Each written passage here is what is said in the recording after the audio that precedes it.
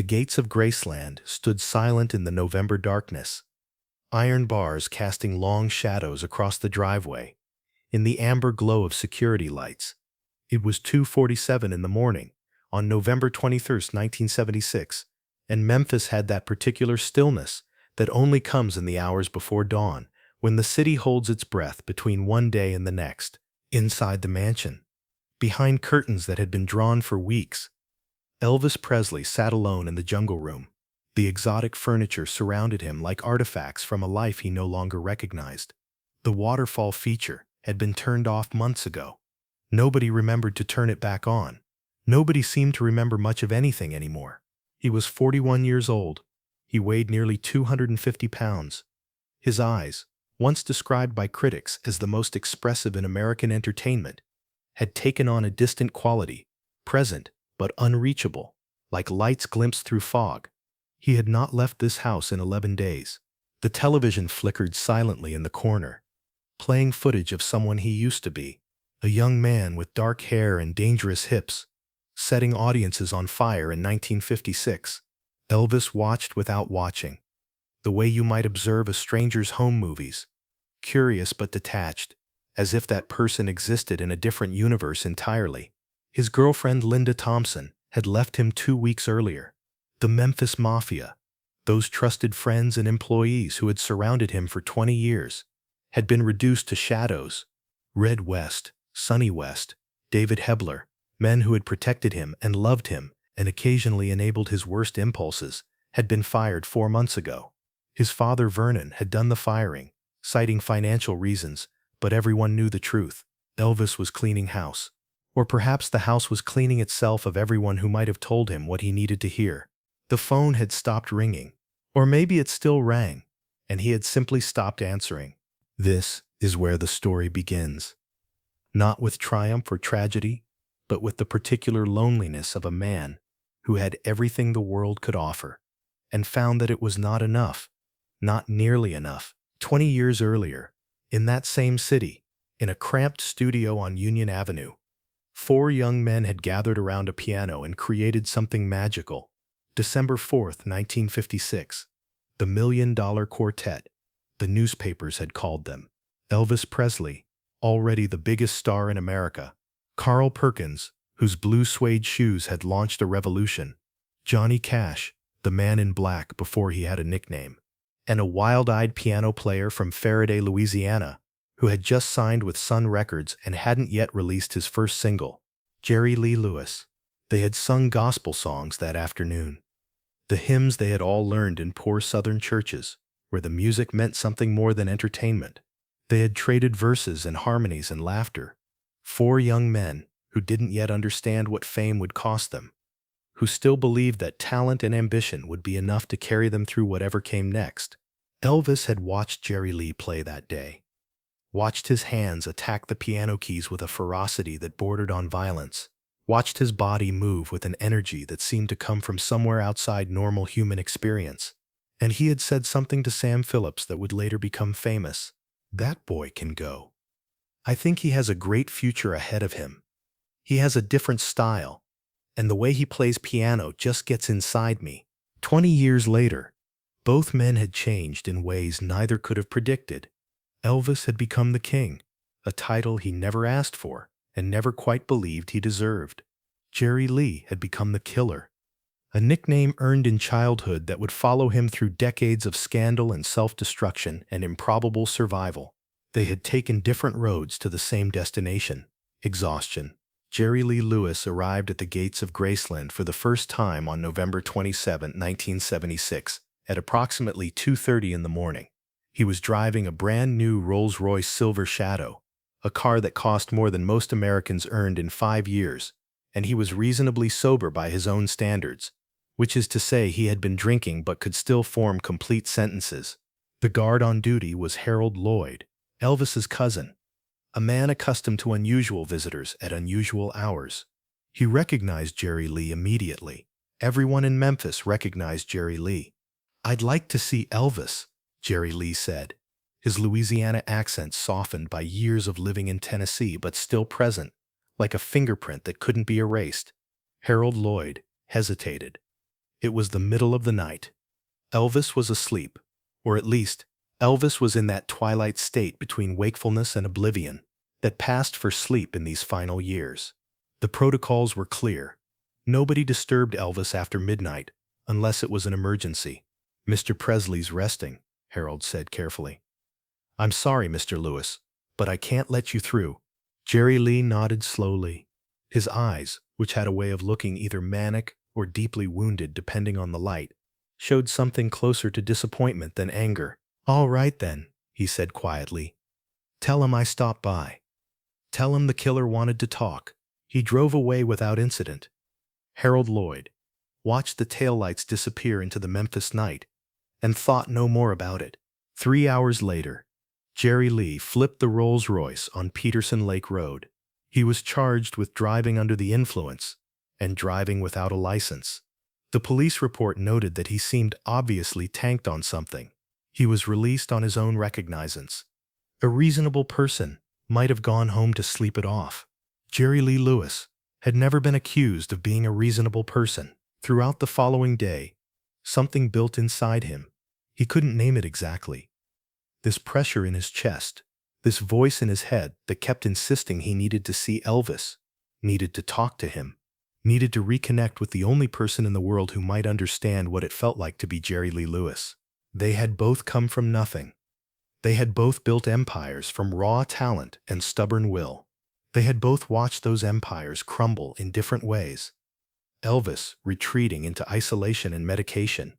Jerry Lee destroying his own career with a marriage that scandalized the nation. They had both buried children. They had both lost wives. They had both stared into the abyss and found it staring back. If anyone could understand, it would be Elvis. By evening, Jerry Lee was holding court at the Vapors, one of his favorite Memphis night spots. He drank steadily but not excessively, again by his own standards. He told stories about the old days. He played piano when someone asked. He laughed his big, dangerous laugh that could turn from joy to menace in a single heartbeat. And then, around 2:30 in the morning, he made a decision. Someone had given him a gun earlier that evening. A .38 caliber Derringer, chrome-plated and fully loaded. A sheriff from Mississippi, supposedly, though the details were always hazy. Jerry Lee didn't have a permit for concealed carry, so he placed the pistol on the dashboard of his Lincoln Continental, visible to anyone who cared to look. He drove to Graceland. This time, he did not approach the gates gently. The Lincoln Continental hit the iron gates with a sound that echoed across the grounds like a thunderclap.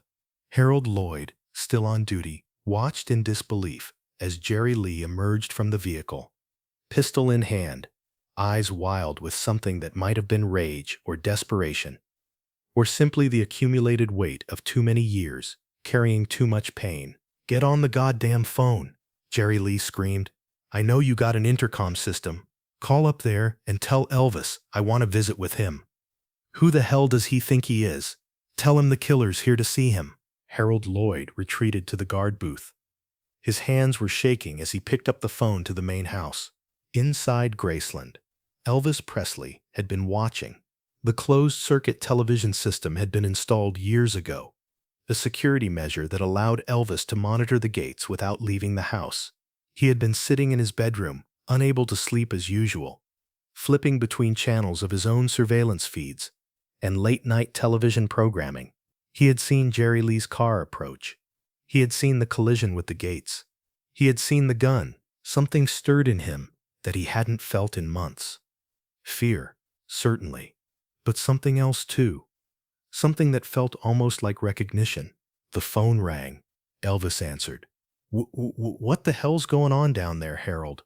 His voice had developed a stutter in recent years, appearing when he was stressed or confused, a symptom that doctors attributed to the cocktail of medications he consumed daily. "Well, Jerry Lee Lewis is sitting in his car down here outside the gate, waving a Derringer pistol and raising hell." Elvis was silent for a long moment. Through the television monitor, he could see Jerry Lee pacing outside the gates, gun gesturing toward the house, mouth moving in words Elvis couldn't hear but could imagine perfectly well. They had known each other for 20 years. They had sung gospel songs together. They had competed for the same crown, the same audiences, the same place in American mythology.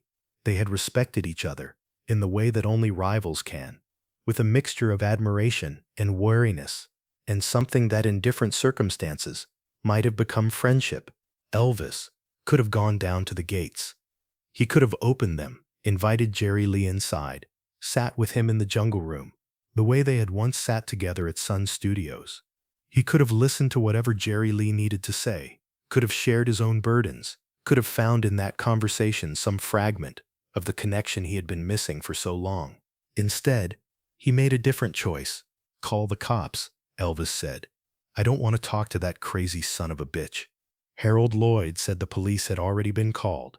"Good," Elvis said. "When they get there, tell him to lock his butt up and throw the goddamn key away, okay?" He hung up the phone. He continued watching the monitor. Outside, Jerry Lee was screaming at the house itself now, addressing Elvis directly, even though he knew Elvis couldn't hear him. Or maybe he knew that Elvis could hear him, that Elvis was watching from somewhere inside those walls. And that was precisely why he was screaming. "You ain't no damn better than anybody else." The words carried across the grounds, audible even through the security booth's walls. "Who the hell does he think he is?" The police arrived at 2:50 a.m. Patrolman Billy J. Kirkpatrick approached the Lincoln Continental carefully, aware that the subject was armed and clearly intoxicated. What he found was a man who had smashed his own car window with a champagne bottle and then cut his face on the broken glass. The pistol was loaded and cocked. Jerry Lee's speech was slurred, his balance unsteady, his eyes red from alcohol or tears or both. They put him in handcuffs. They took him away. And Elvis watched it all on his closed-circuit television, alone in his bedroom at 3 in the morning, surrounded by the evidence of a life that had given him everything except the one thing he actually needed. The charges against Jerry Lee were minor: carrying a pistol without a permit, public drunkenness. He was released on $250 bond. The mugshot, showing a defiant Jerry Lee with a bloody cut across his face, was wired around the world. It became one of the most famous images of rock and roll excess ever captured. Jerry Lee never publicly discussed what he had wanted to say to Elvis that night. In his authorized biography, published decades later, he claimed that Elvis had called him earlier in the evening, inviting him to come to Graceland to talk. Elvis's people denied this. The truth, as always with these men, remained somewhere in the shadows. But the image persisted. Two giants of American music, separated by iron gates and armed guards, and the accumulated wreckage of 20 years in the spotlight. One inside the walls, watching on a screen, choosing isolation. One outside the gates, screaming into the darkness, desperate for connection. They never saw each other again. 9 months later, on August 16, 1977, Elvis Presley was found dead on the bathroom floor of Graceland. He was 42 years old. The official cause was cardiac arrhythmia, but everyone understood that he had been dying for years, slowly and publicly, before an audience of millions who loved him too much to save him and not enough to tell him the truth. When Jerry Lee heard the news, he was performing at a club in Memphis. According to those present, he stopped mid-song, set down his drink, and said nothing for several minutes. Then he finished his set, played an encore of Great Balls of Fire, and drove home alone. At a concert a few weeks later, he addressed it obliquely between songs. "Me and Elvis are friends," he said. "He's the greatest entertainer except for me." The audience laughed, assuming it was the old competitive bravado. But those who knew Jerry Lee recognized something else in his voice, a grief that he didn't have the words to express, a loss that went deeper than professional rivalry. Years later, in interviews, he would occasionally reference that night at the gates of Graceland. The story changed depending on when you asked him, who was listening, how much he had been drinking. Sometimes it was a story about friendship and misunderstanding. Sometimes it was a story about betrayal. Sometimes it was just a story about two men who were too proud and too broken to ask for help. "That hurt my feelings," he admitted once, speaking about Elvis's refusal to see him, to be scared of me. Knowing me the way he did was ridiculous. But was it fear? Or was it something else? Something Elvis couldn't name even to himself. The terror of looking at Jerry Lee and seeing his own future reflected back at him. the knowledge that they were both careening toward destruction and neither of them knew how to stop, the awful intimacy of recognizing a fellow traveler on the road to oblivion. Maybe Elvis didn't answer the gates that night because he was scared of Jerry Lee. Maybe he was scared of himself. In the end, Jerry Lee Lewis outlived almost everyone. He outlived Elvis by 45 years. He outlived Johnny Cash and Carl Perkins and Roy Orbison. He survived 7 marriages, the deaths of 2 sons, multiple near-fatal illnesses, and a scandal that would have destroyed any ordinary career. He kept playing, kept recording, kept showing up at piano benches long after his contemporaries had become legends, and then footnotes, and then ghosts. He died on October 28, 2022, at the age of 87, one of the last of the original rock and rollers. The killer who outlasted them all. But something had changed after that night at Graceland. Those who knew him said he spoke of Elvis differently afterward, with less competition and more sorrow, less rivalry and more regret. He had wanted something from Elvis that night, something beyond conversation or companionship. He had wanted acknowledgement. He had wanted to be seen by the only person who truly understood what it cost to carry the weight they both carried. And Elvis, watching from behind his monitors and his medications and his walls, had turned away. That's the story. Not the legend. Not the myth.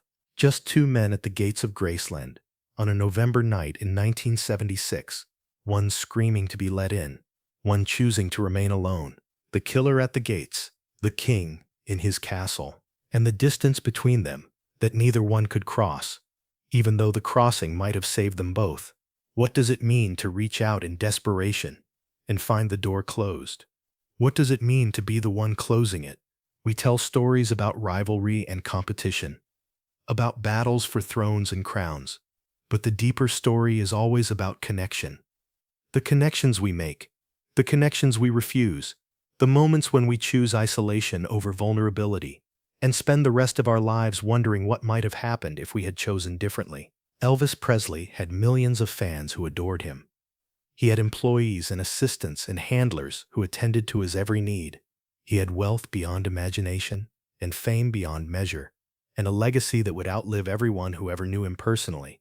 But on that November night, when someone who had known him before any of it, before the movies and the Vegas shows and the white jumpsuits, before the medications and the weight gain and the slow retreat from the world, came to his gates, wanting nothing more than to talk, Elvis chose to watch from behind a screen and let the police take him away.